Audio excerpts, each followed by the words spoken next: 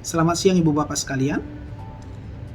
Pada pertemuan kali ini saya akan membahas terkait dengan pertanyaan apa yang harus kita persiapkan ketika kita mau melakukan evaluasi pelaksanaan standar penilaian pembelajaran. Seperti yang sudah kita pahami beberapa bersama, bahwa ketika kita bicara mengenai penilaian pembelajaran, seperti yang dicantumkan dalam pasal 21 ayatnya yang kedua di Permendikbud nomor 3 tahun 2020, ada 6 hal yang harus kita pastikan ketika kita menetapkan standar penilaian pembelajaran, ketika kita melaksanakannya, dan pada saat kita mengevaluasinya. Kita harus mengevaluasi terkait dengan yang pertama, prinsip penilaian, kedua, teknik dan instrumen penilaian, yang ketiga adalah mekanisme dan prosedur penilaian, yang keempat adalah pelaksanaan penilaian, yang kelima adalah pelaporan penilaian, dan kelulusan mahasiswa. Jadi ada 6 hal yang harus kita pastikan terlaksana dengan baik di bawah tanggung jawab program studi. Dalam kaitan inilah, maka pertanyaan pertama yang harus kita pastikan adalah apakah program studi telah memastikan dosen telah menerapkan prinsip penilaian berupa edukatif, otentik, objektif, akuntabel, dan transparan. Nanti para auditor harus menanyakan bagaimana caranya. Apakah ada prosedur yang telah ditetapkan oleh program studi untuk memastikan dosen itu telah menerapkan prinsip-prinsip tersebut. Dan auditor harus meminta dokumen bukti sahih yang membuktikan bahwa dosen telah melakukan proses penilaian itu dengan menerapkan prinsip penilaian yang saya sebutkan tadi.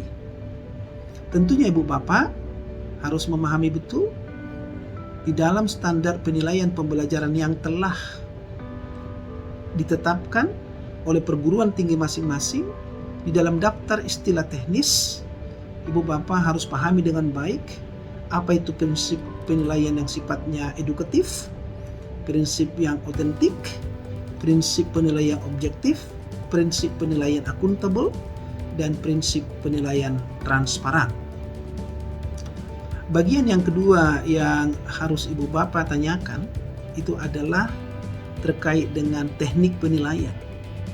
Seperti yang sudah kita ketahui di pasal 23 ayatnya yang pertama di Permendikbud nomor 3 tahun 2020, dinyatakan di sana bahwa ketika dosen melakukan proses penilaian, maka teknik penilaian pembelajaran itu terdiri atas observasi, partisipasi, unjuk kerja, tes tertulis, tes lisan, dan angket.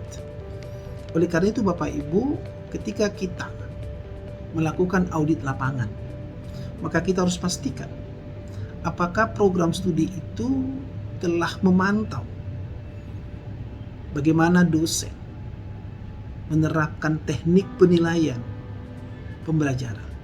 Apakah dosen telah melakukan teknik penilaian yang sifatnya observasi, yang sifatnya partisipasi, yang sifatnya unjuk kerja, yang sifatnya tes tertulis, tes lisan, dan angket. Tentunya teknik penilaian ini Bapak Ibu harus ditetapkan di perguruan tinggi kita masing-masing. Seperti yang kita pahami Ibu Bapak sekalian, teknik itulah nanti yang harus diintegrasikan dengan berbagai teknik dan instrumen penilaian kita Ibu Bapak, agar kita bisa memastikan proses penilaian pembelajaran yang kita lakukan itu boleh kita katakan telah dilakukan dengan baik.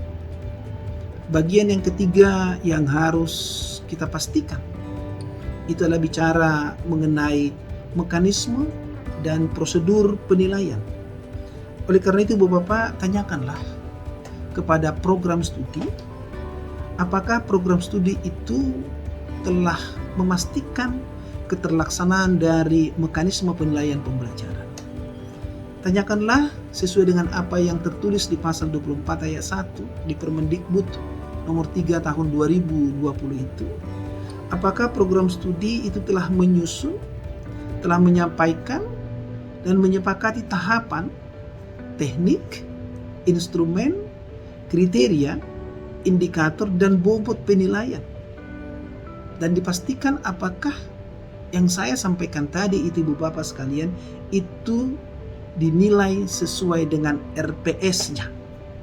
Itu harus ada proses merencanakan. Jadi dosen harus dipastikan merencanakan dalam bentuk merancang, menyusun, dan menyampaikan serta menyepakati hal-hal yang disampaikan tadi, baik di dalam proses sesama pengampu atau sesama dosen yang mengampu mata kuliah dan juga menyampaikannya kepada mahasiswa. Setelah itu Bapak Ibu Bapak harus memastikan bahwa dosen itu telah melaksanakan proses penilaian sesuai dengan apa yang telah direncanakan, apa yang telah disampaikan kepada mahasiswanya. Tahapan penilaian, teknik penilaian, instrumen penilaian, kriteria penilaian, indikator penilaian, dan bobot penilaian. Yang tentunya semua itu Bapak Ibu ketika Ibu Bapak melakukan atau melaksanakan proses penilaian itu harus selalu memperhatikan prinsip-prinsip penilaian.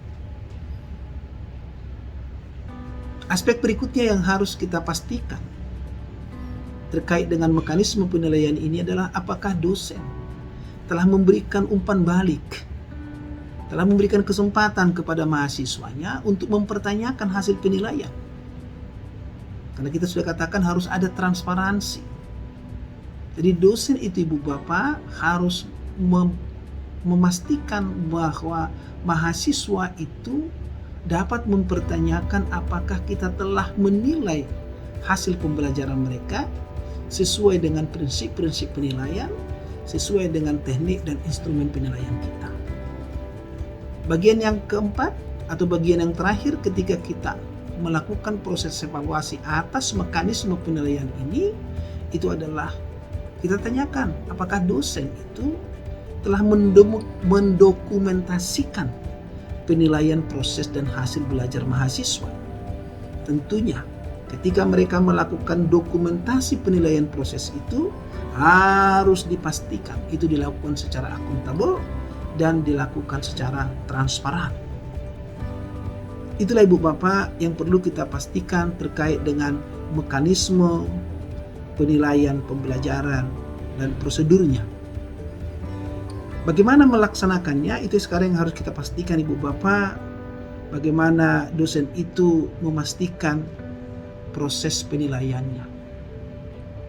Seperti yang sudah kita pahami bersama Ibu Bapak sekalian, di dalam RPS-nya telah kita tuangkan secara baik aspek-aspek tadi apa yang kita bicarakan, mulai dari prinsipnya,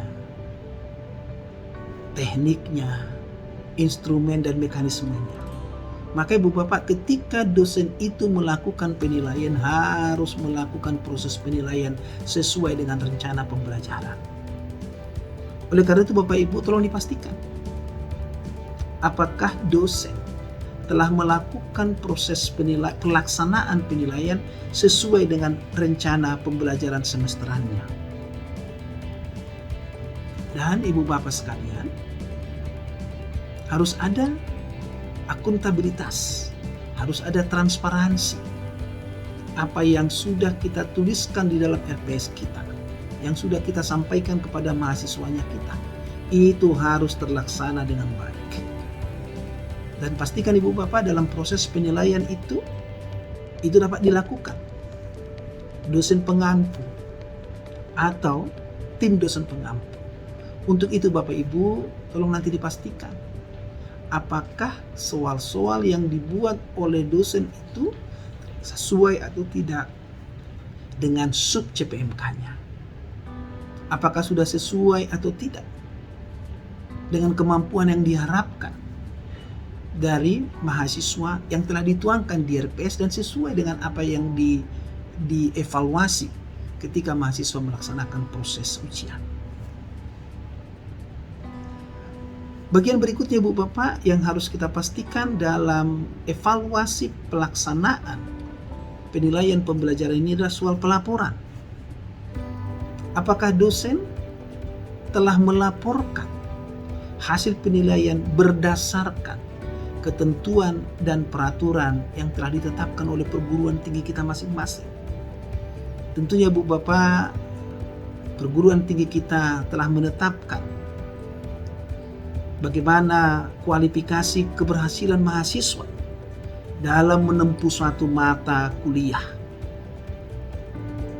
Tentunya sudah dibuat kisaran-kisaran penilaiannya Ibu Bapak. Ada yang kisaran penilaian huruf A atau A-, B, ada yang B+, ada yang B-, ada C+, ada C, ada C-, D, dan E.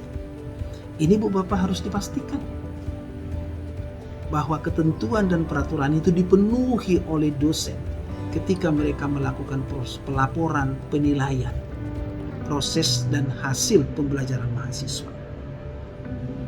Dan Ibu Bapak sekalian, setelah dievaluasi, setelah dilaksanakan proses penilaiannya, hasil penilaian itu Ibu Bapak itu harus diumumkan kepada mahasiswa. Jadi ada proses transparansi di dalamnya. Jadi tolong dipastikan apakah dosen telah mengumumkan hasil penilaian proses dan hasil pembelajaran itu kepada mahasiswa. Dan untuk program studi tolong dipastikan apakah program studi itu telah memiliki rekapitulasi perkembangan hasil penilaian pembelajaran. Untuk itu, ketika kita melakukan evaluasi pelaksanaan standar penilaian ini, harus kita pastikan apakah program studi itu memiliki rekapitulasi hasil penilaian capaian pembelajaran lulusan kita di setiap semester yang kita sebut namanya dengan IPS atau Indeks Prestasi Semester. Dan kita harus pastikan juga program studi itu telah memiliki juga rekapitulasi hasil penilaian capaian pembelajaran lulusan pada akhir program studi yang dinyatakan dengan indeks prestasi kumulatif.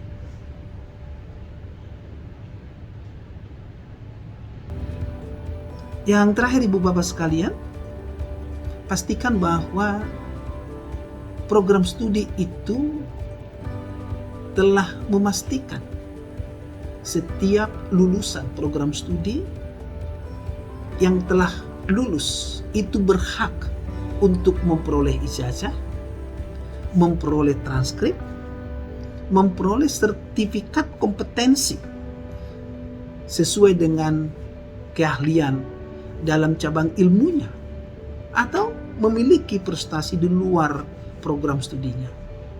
Dan mereka akan memperoleh gelar.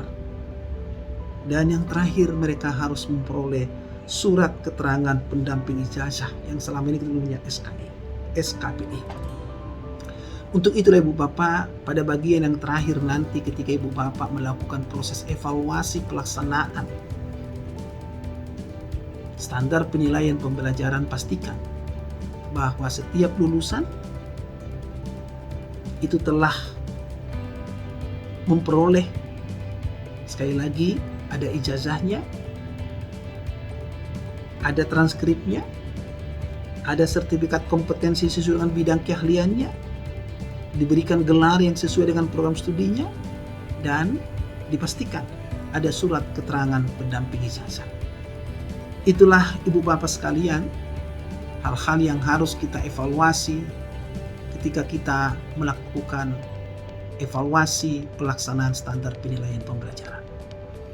Mudah-mudahan penjelasan yang singkat ini akan memudahkan kita Ibu Bapak untuk memastikan apa yang telah kita tuliskan di dalam standar kita itu kita laksanakan dan kita evaluasi melalui pelaksanaan audit mutu internal.